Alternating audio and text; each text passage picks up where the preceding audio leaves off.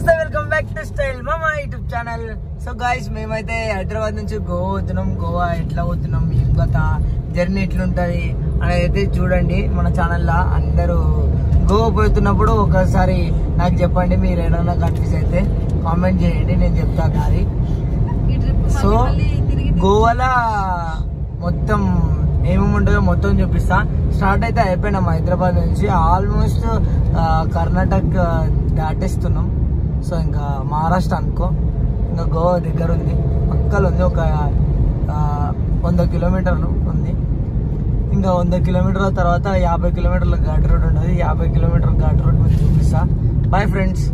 ఒకసారి మన ఛానల్ని ఎవరైనా కొత్త వస్తుంటే తొందర బెల్లు కొట్టండి, బెల్లు కొట్టి సబ్స్క్రైబ్ చేసుకోండి.